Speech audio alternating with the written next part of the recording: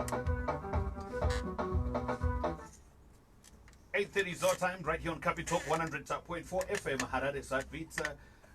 It is the Champions League breakfast. Hopefully you are together with us on our Facebook page. We are live on our Facebook page, Capital 100.4 FM Harare Beats. We've got so many things to talk about today. We've got our guest already in the studio to talk more of what we really want to understand more. Evi, shumba unoziva kuti nyaya dzechitendero dzagara dzinonetsa zvadzo kuti udzinzwisise, saka unotsvaga vakazvinzwisisa vouya kukubatsira panyaya dzacho kuti udzinzwisise. Many a times tinoshedza mupana wedu Zigo anospecialize mune zvegospel kuti aiwa ngatimbotsvagawo vakuru vanofamba nezvemweya, vakuru vanofamba naJesu vauye pano, ndozvatangoti tigoita. Evi. And to add on that one, we are saying we have Prophet Mellontik Orasi with us in the studio. We were meant to be with him on Monday, but unfortunately, you got committed to other business, and you couldn't make it to the studio. But be that as it may, better late than never. But he's in the studio with us today.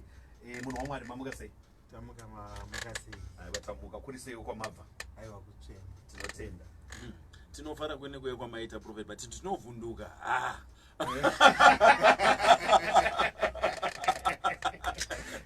Asi tisatamboenda kure sokutaura kwataita kuti tinovhunduka. Ini munombovhunduka we? Yeah. It's quite scary. Actually, the world that the Lord placed me in, it's very scary. Because there are some things that you even see of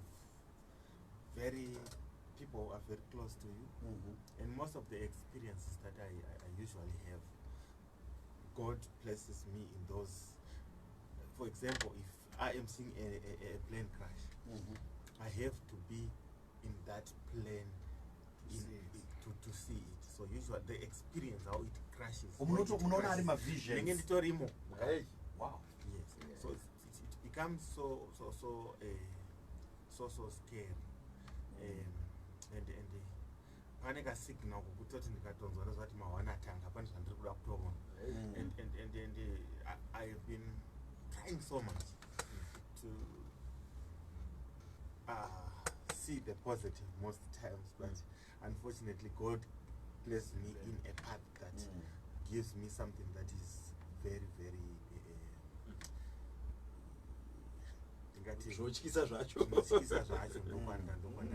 all right. Prophet, what is prophecy? Ndiana anopuwa prophecy. Ndoziva sekuti yapuwa prophecy ndeyechokwadi. Ndiana anonzi prophet. All right. Ndichapatika to my definition which I also explain to my so a prophet, we need to understand we have branches. We have a prophet, we have a soothsayer, we have a diviner, we have a necromancer, we also have anonzima chanzas.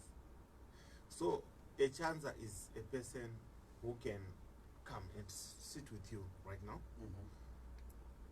Sitting with you, when he looks at you, psychologically, he can create what he calls a prophecy. And it will exactly tally with the things that are happening in your life. Because he has gained this through experience. Kune vanhu kutoti vakastada vanhu kuti akasvika pane zvakagara panapo.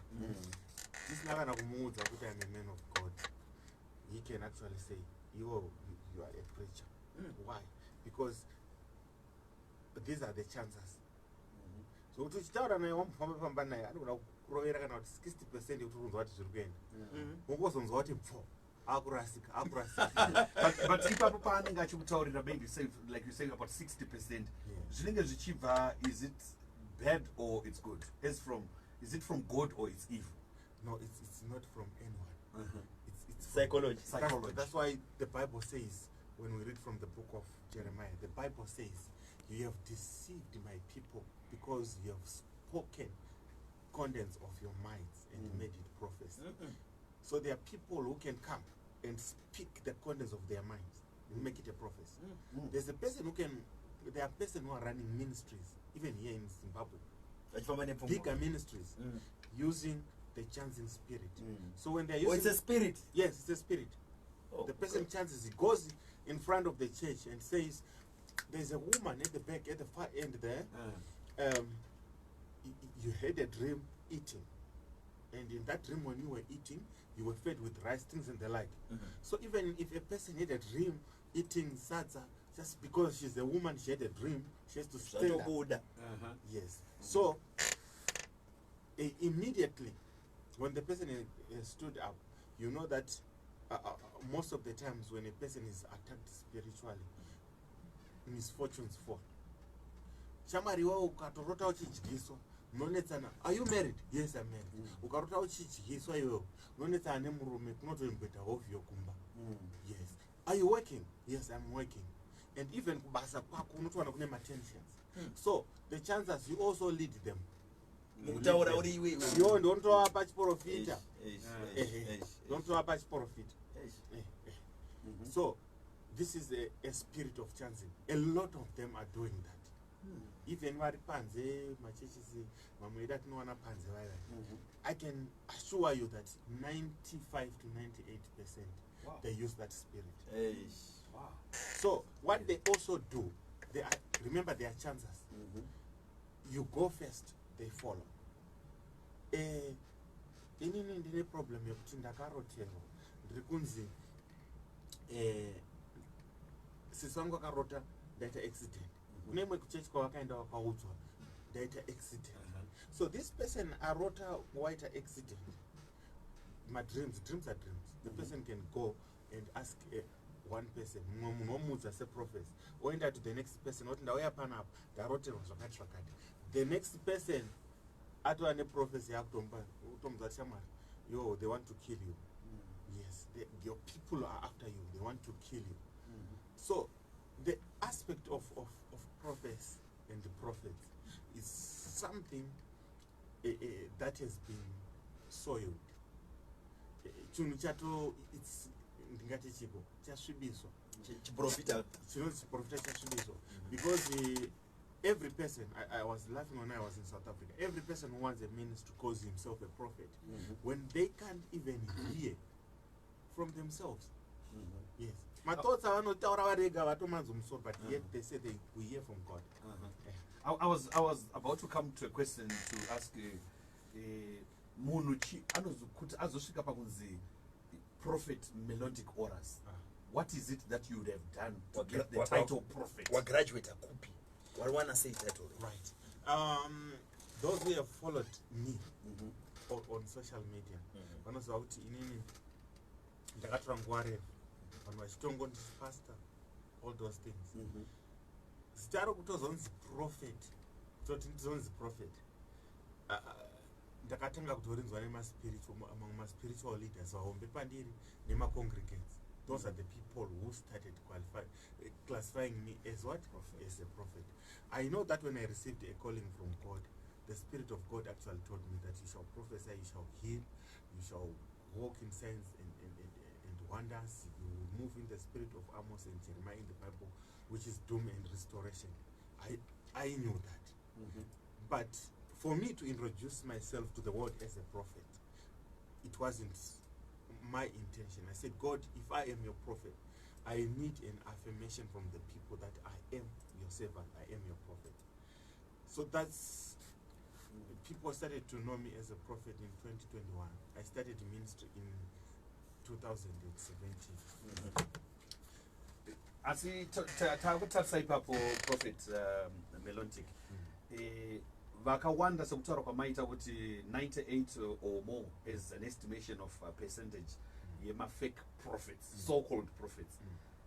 Kutosirei nyika ichingoramba tichienderera tichiona kuti vanhu ava vari kunyepera. Hapana here anogona kuwana simba raMwari rinonyatsouya kuudza munhu kuti iwo regera zvauri kuita izvi, uri kunyepera vanhu. All right. Pazvinotiendesa, when we read from the Bible, there is a parable of the weeds. The Bible says, a sower went to sow seeds in his field. And when he was asleep, the enemy also came and sowed seeds in the same field. Then when the workers went to the field in the morning, they found out they were weeds. They went back to the master and said, Master, didn't we plant good seeds? But they are also weeds. So the master said, no, leave them like that. Because the moment you try to pluck them out, you also pluck out the good seeds. So at the moment, if we start a war against fake prophets, we are also fighting against true prophets. Because we will leave the people with now questions. Who is true? How do we know that the person is true? Do you get the sense? Saka, the moment they atinotanga kurwa nevacho ava, and harisori basa redu, ibasa raMwari. Because Mwari vakati wait for judgment. Ipapo pachanobviswa vaprofita venhema vachindotsva vechokwadi. They will also be judged. Yes. So tiri ipapo recently pange pane vanhu vaiti cup clash. Spiritual cup clash. Yes. So prophets were invited kuchitungisa from all spheres here in Zimbabwe kuti kana uchiritemba kuti uri prophet ndiwo makuru wano unokwanisa kuona zviri panapa uya kuno kutione and isu hatikwanisi kunzvera kuti angave maprofits akasiyana vakaenda maprofita bese vanoti vanoona hapana kana one akabuda nechinhu change chiri pamwe zvinoreve chii izvozvo for the prophetic. All right. I'll answer on that one. Number one, vanhu vakaenda vaya vanga vari zvigunduru zviya zvakaenda papasina kana prophet kana one kana munhu anoziva anonzana pazva zviri zvigunduru zvakaenda. Why do you say that, Prophet? Okay. Number one, a true prophet, when such a contest has been placed, remember the contest has been placed also by a man, not by God. And the man, what he's doing, he's not saying God has instructed me to put 1 million to test the prophet if they are true or not. So when we read from 2 Peter 1 verse 21, it says, it actually tells us that prophecy does not originate from men, but it originates from God. And men speak under the influence of God to communicate a divine message. So right now, if you go there to talk about what is in someone's pocket, what divine message are you talking about? Who are you serving? Are you going to because when you're prophesying, you're using an office. Kana uri kumba kwako, and this is your office where you're working in. Kana uri kumba kwako, nyango ukadaku kana vana vaita ma problems. You don't take a microphone, you don't take this, you don't take this setup to address one. No, muri wrong, madayo mkadayo so. Because this is an office ya sarakunu. Uri kumba kana totaura nevana totaura nawo zvakanaka. Even kana madam vari kumba.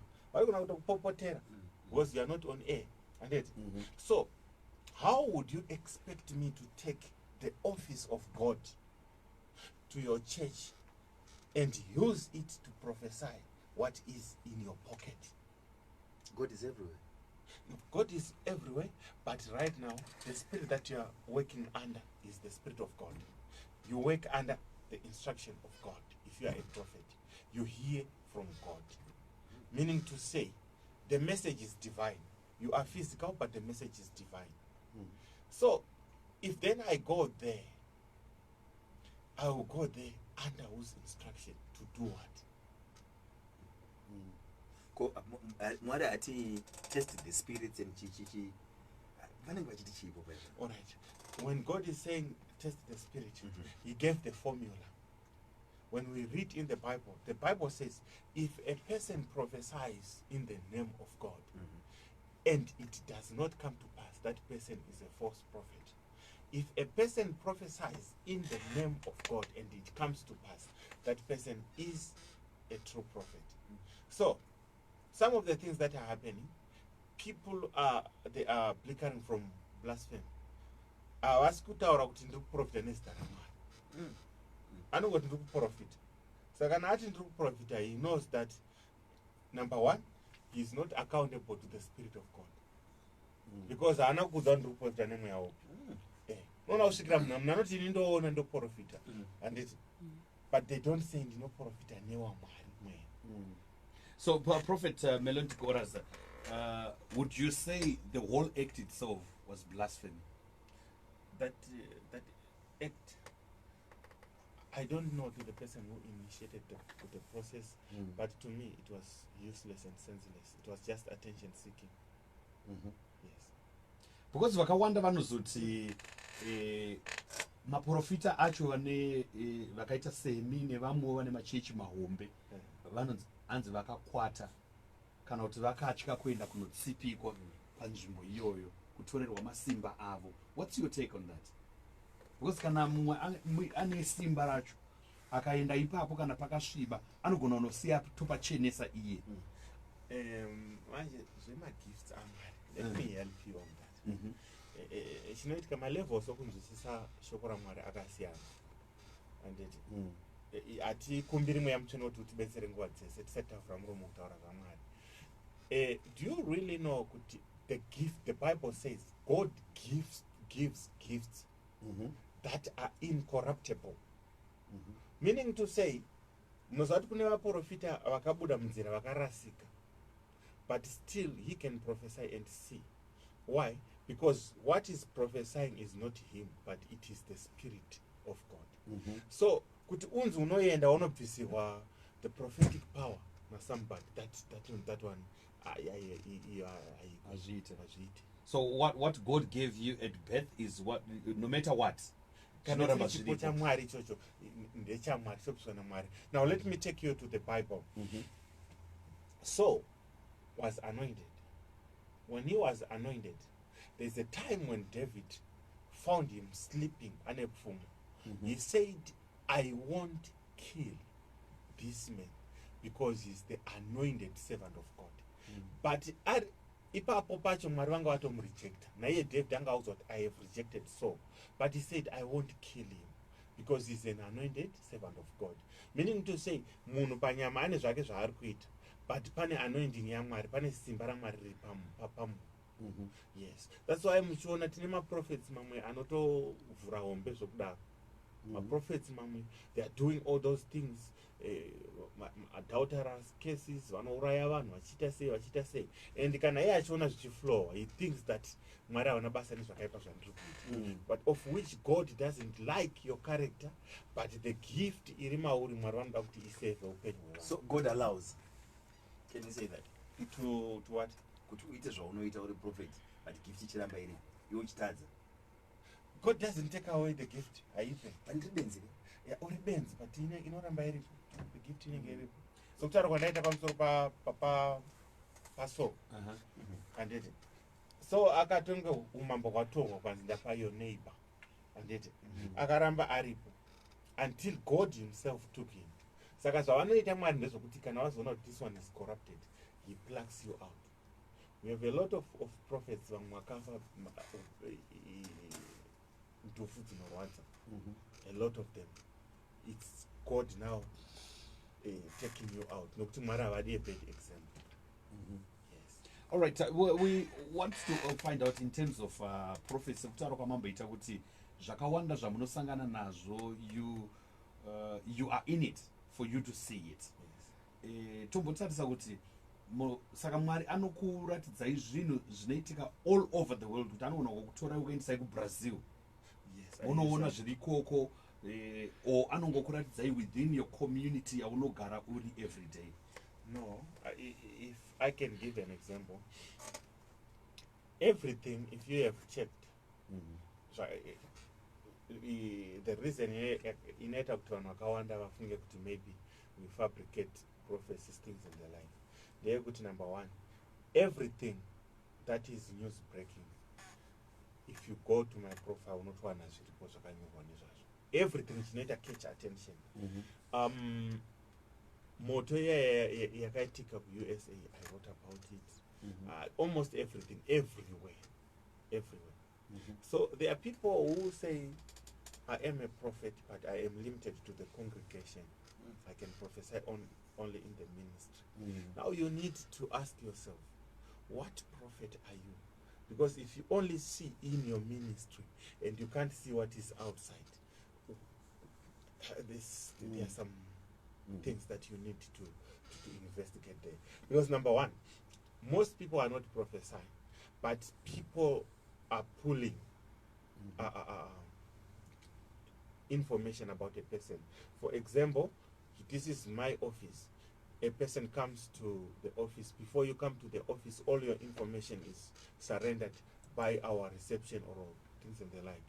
They research about you. Then when they research about you, you come and see me here. I already have your information. I talk to you like I'm prophesying. When I am fed from the office. So this is what most of the people are doing. That my form I of one-on-one. Every church. That form, it actually deducts all the information. So it then becomes the prophet. Yes. Because the prophet, name, village of origin. What for? Then when you have village of origin, when you want the name of spouse, you want the name of spouse. Isitare mwana konzi age anditi saka vanenge vacheka kuti mwana ane makore mangani kana ane masocial media ende vanenge vari busy kumashure vanenge vari busy wotoenda pafacebook pako, you upload every information kwaunoenda kuya mai vangu my mother turned 65 last week, things and the like. So most of these people, they are not prophesying even in churches. Just check them. Pane zvimwe zvanofunga kuti ane mic. Pane kavanenge vanako so it's a Bluetooth device. So there's a person at the back who's connected. Vanenge vatori connected. It's a call, a WhatsApp call that is connected. I was invited in Tanzania to preach at a church, and they asked me, how do you prophesy? Do you use scripts, or you want us to supply you some audio device to feed you? Like, no, I don't do that. If I don't see anything, I will just go and do deliverance. Yes. All right. There's a message here on WhatsApp from Sydney Murato, who says, I understand you know that there are certain churches which don't use the Bible, okay? But there are prophets in those churches. My question now is in those churches, chiprofita chavo vari kuchitorepi? Please answer me on that prophet. That's Sydney Murato. All right. I think you know that I don't usually attack other churches. But the scripture is there to guide us, to inspire us, and to align us to the values of God. So kutara kwandaita itaenda kudenga, will be shocked to told kuti chamari kwainogara paya mainogara pamusasa pasina kana mweya waMwari. People are talking, vanhu vari kuvhumuka kunzo. And do you really know kuti munhu anokuendesa as the referral anotanga atodza the prophet wacho nemunhu andiri kuya naye vedu atambura anorohwa nemurume zvakadai murume wachanonza Max, okay, chichiri kuitika akambomutsvakira kwakadai. So you go there. When you go there, faura wako and unobva watoti chamari uye dzakaprofeta wagondiona obva ndauya naye uyara. So now he knows, then he speaks. People are speaking their mind out there. Prophet, pane pamunomboisa mamwe maprophets enyu, seeing them on social media and in the comment section vanhu vachipopota vachikutukai, do you have a situation where you get angry nokutukwa ikoko to a point yokuti you start probably praying to God kuti Mwari itai kuti vanhu vachiona because vari kundituka nezvamandiudza izvi. All right. Let me say this. Let me say this here. Most of the things that I see, if you check at the bottom, it's either ndinakatonyora kuti conditional or prayer reversible. Most of the things are prayer reversible. But pane pando challenge.